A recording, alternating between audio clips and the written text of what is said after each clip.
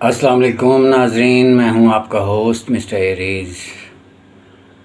آج اچانک مجھے خیال آیا، جناب مرحوم طارق عزیز اللہ پاک ان کو غریق رحمت فرمائے پروگرام کا آغاز کرتے تھے سلام دعا کے بعد کوئی بہت خوبصورت بات، اور اس کے بعد پھر باقاعدہ پروگرام کا آغاز کرتے تھے۔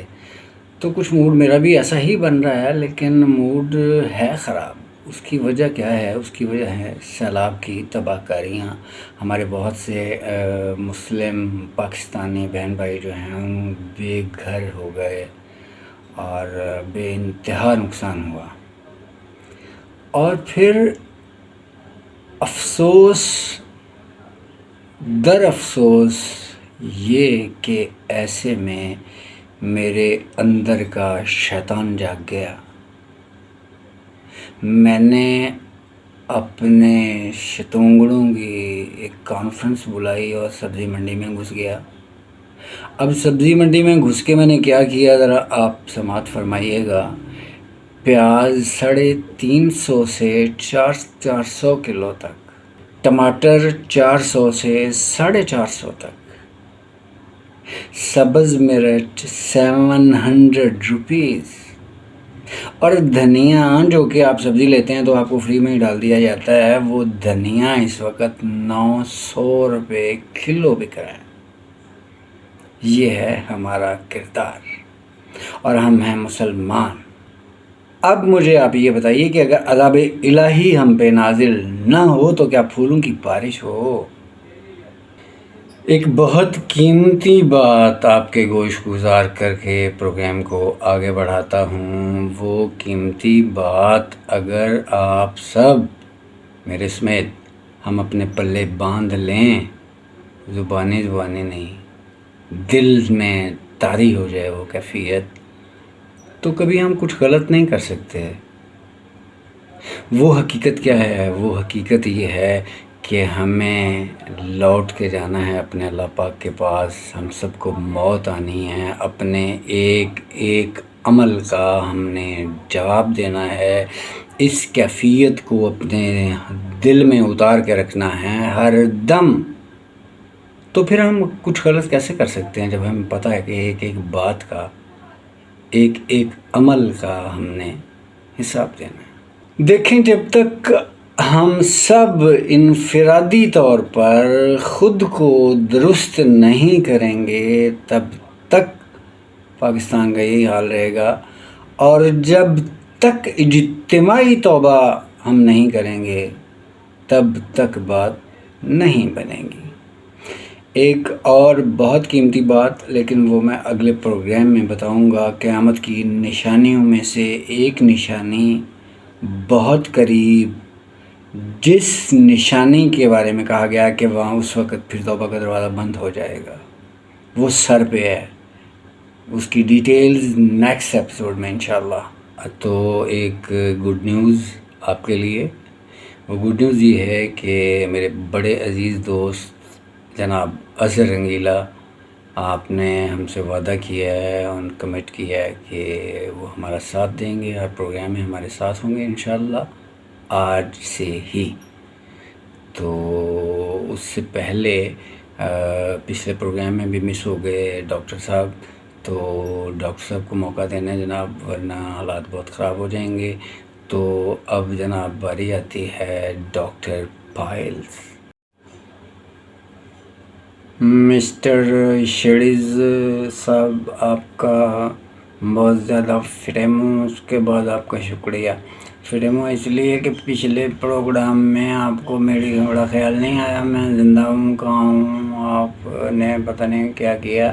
آپ کو ٹھیک ہے اظہر رنگیلا صاحب مل گئے ہیں، پڑھا ہم جیسوں کو بھی تو یاد رکھیں نا، کیا کہتے ہیں آپ۔ آج میں بڑا زبردست سوچ کے آیا ہوں آپ کے لیے۔ میں نے بہت غور کیا ہے اپنی زندگی پر، اور بڑا میں مزیدار نتیجے پہ پہنچا ہوں۔ آپ اور آپ کے ناظرین بہت انجوائے کریں گے اس بات کو۔ تو میں نے سوچا یہ ہے، اتنی زندگی گزارنے کے بعد میری حالت اس شخص جیسی ہے जिसकी दूसरी बीवी भागी हो और तीसरी मलंगनी निकल आई हो।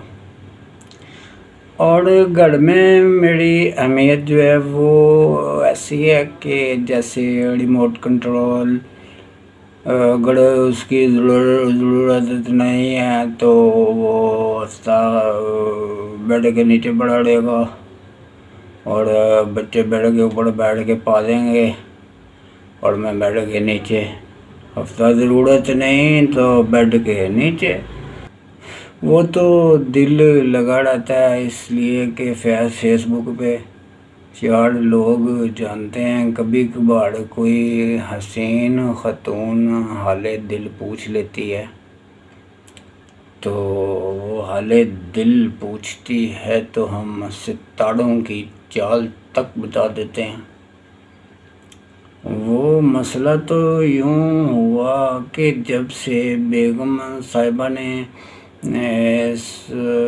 सोशल क्या बोलते हैं यार, एक तो अंग्रेज़ी के लफ्ज़ जो है ना टेंशन करते हैं, बचपन में भी करते थे।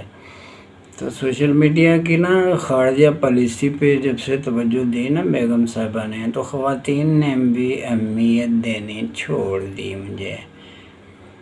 अब मेरी तहरीर को, मेरी पोस्ट को इतना लाइक भी नहीं मिलते जितने बड़े नवाज शरीफ के पोस्ट को मिलते हैं। अब देखें अब क्या करे बंदा। अब बर्दाश्त मैं भी कर रहा हूँ, आप भी करें। तो अब हाल ये है कि कोई ख़ातून जो कभी कभार मैसेंजर पे हाल अहवाल पूछ लेती थी, मीलों दूर कहीं दिखाई नहीं देती यार, कहीं भी दिखाई नहीं देती। और अगर मैं हिम्मत करके किसी के मैसेंजर में घुस जाऊं तो इससे पहले कि मैं कोई बात करूं वो आगे से कह देती है, भाभी कैसी हैं। तो अब आप सोच सकते हैं कि इस सवाल पे जो है वो क्या मेरे दिल पे गुजरती होगी। और अक्सर व बेशतर किसी मुबैना भांजी का मैं मामू भी निकल आता हूँ। मेरी आखिरी उम्र चूँकि रुसवा कुन हद तक शरीफाना है। आपसे क्या पर्दा, आपसे क्या पर्दा, रुसवा कुन हद तक शरीफाना, अंदाज़ा फरमाएं आप। और मैंने जवानी भी ये सोच कर गुजार ली कि कभी फ्री होकर इश्क एक आध तो मैं कर ही लूँगा मरने से पहले। जवानी के वो अरमान जो मवासलाती सहूलियात न होने की वजह से दिल ही दिल में रह गए थे, मेरे साथ ही जन्नत में जाएंगे फिर और क्या हो सकता है। क्या बनेगा मेरे जैसे शरीफ आदमी का। मिस्टर शेरी साहब, अब अजहर रंगीला साहब भी आ गए हैं, तो अजहर साहब की खिदमत में भी मैं गुजारिश करूँगा और मैं अजहर रंगीला साहब को मोस्ट वेलकम और खुशामदीद भी कहूँगा। और उनसे ये भी मैं दरख्वास्त करूँगा कि मेरा बारे में भी कोई बात किया करें आप, ताकि मुझे भी लोग पसंद करें। मुझे तो घर वाले पसंद नहीं करते यार। तो अजीज़ा नेमान, अब वक्त हुआ चाहता है जनाब अजहर रंगीला साहब की आमद का, तो आपकी भरपूर तालियों की गूंज में तशरीफ़ लाते हैं जनाब अजहर रंगीला।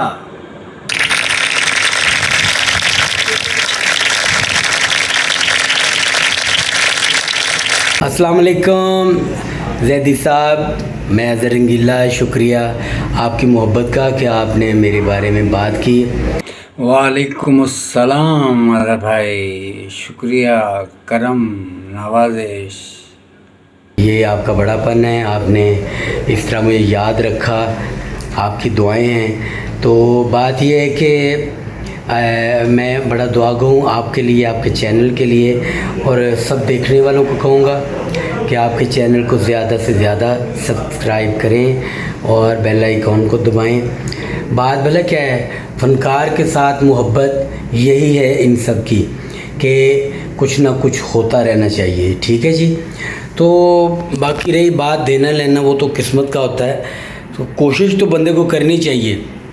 आप बहुत अच्छा कर रहे हैं, आप अपने चैनल पे ख़ास तौर पे शायरी वाला बहुत मज़ेदार है काम, कि आप शेर वेर सुनाते हैं और बहुत अच्छे, फिर आपकी जो अदायगी है वो बहुत आला है।